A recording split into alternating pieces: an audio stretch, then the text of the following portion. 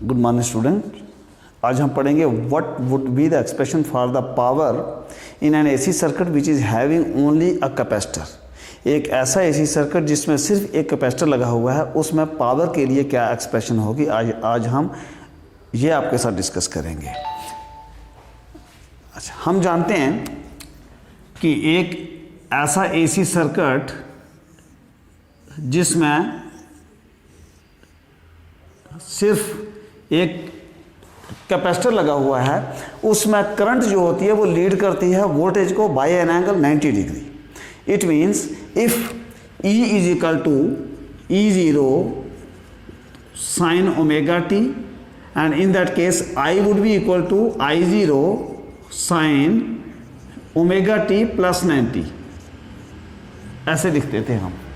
आपको यदि वो लेक्चर याद हो, हाँ, plus 90 degree, because in an AC circuit which is having only a capacitor, in that case the current leads the voltage by 90 degree angle, वो इससे 90 degree आगे चलती है।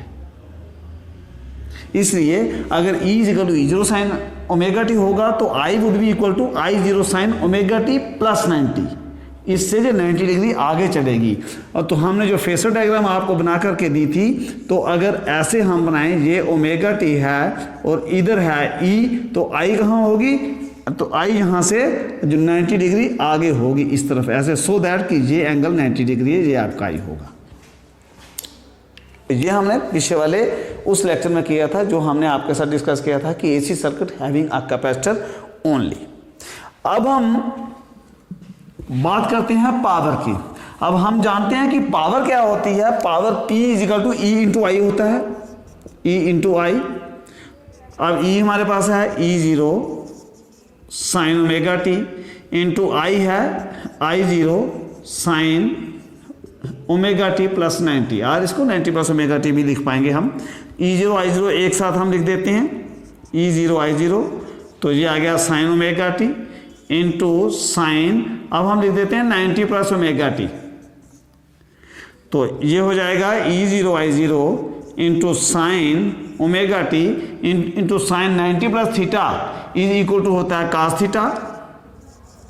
ये हो जाएगा कास ओमेगा टी। अब मैं क्या करता हूँ, E0 I0 को डिवाइड भी करता हूँ 2 के साथ और मल्टीप्लाई भी कर देता हूँ इसको 2 के साथ। अब 2 के साथ मैं इसलिए मल्टीप्लाई कर रहा हूँ क्योंकि 2 साइन थीटा कास थीटा का मेरे पास कोई फार्मूला बन जाने वाला है। तो हमने इसको डिवाइड भी किया 2 के साथ और मल्टीप्लाई भी किया 2 के साथ। बाकी जो हमारे पास टर्म थी वो एज सच है इसके साथ ही, ठीक है। ये आ गया E0 I0 डिवाइडेड बाय 2 और 2 साइन थीटा कास थीटा, ये किसके बराबर होता है। अगर आपने ट्रिग्नोमेट्री पढ़ी है 10th में तो आपको ये याद होगा कि 2 sine theta cos theta is equal to sine 2 theta, तो ये आ जाएगा साइन 2 ओमेगा टी। अच्छा, अब ये आ गया हमारे पास E0 I0 divided by 2 into sine omega t. अब हम ये जानते हैं कि work done per unit time जो होता है वो क्या होता है, rate of doing work is called as power. It means जो P होती है उसको हम लिख सकते हैं P is equal to dW divided by dt।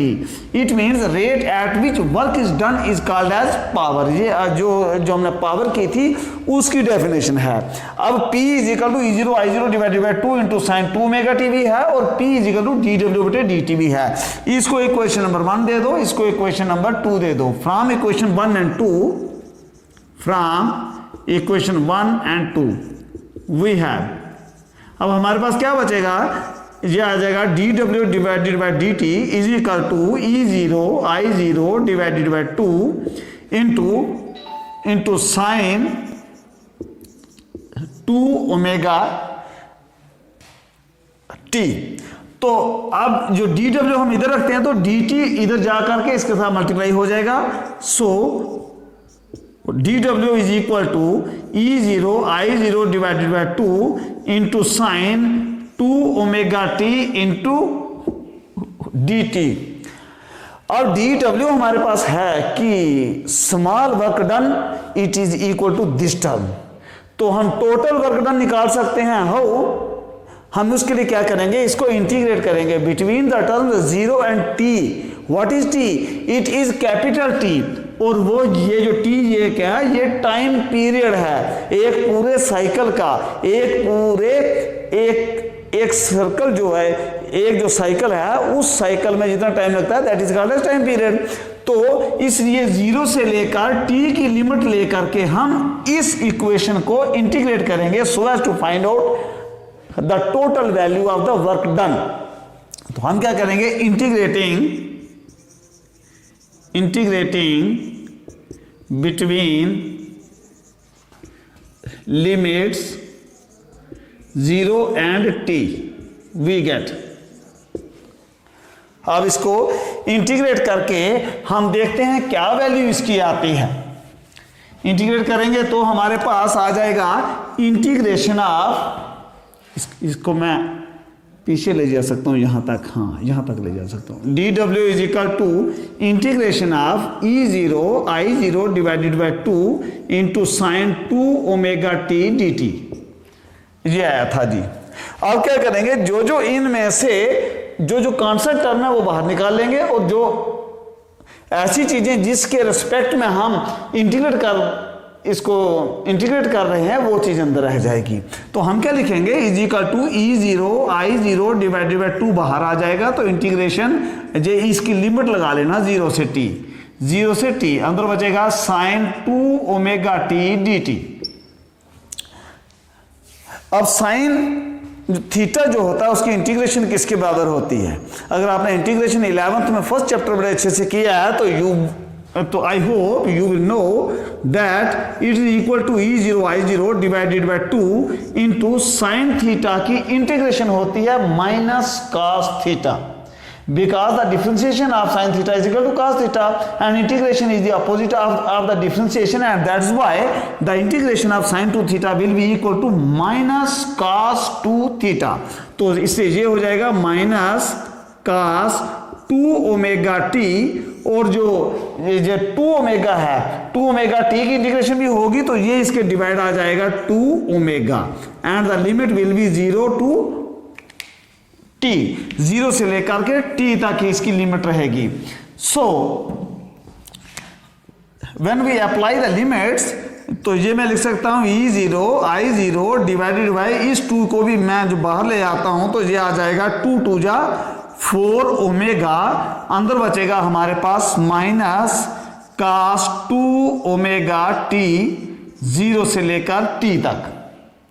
तो अब हम क्या करेंगे, इज इक्वल टू ये जो माइनस मैं बाहर निकाल लेता हूं, minus E0 I0 divided bye 4 omega into cos 2 omega t dt, 2 omega t, और इसकी लिमिट है 0 से t।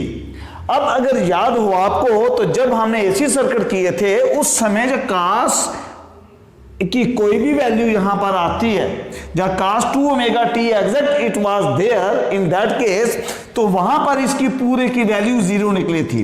तो हमारे पास आ जाएगा E0 I0 divided bye 4 omega into 0 and all that will become 0। सो इसको हम ऐसे भी लिख सकते हैं कि अगर ये W आ जाएगा, ये W इज इक्वल टू 0 है तो P is equal to W बटे T होती है ऐसे, तो इज इक्वल टू 0 बटे T इज इक्वल टू 0।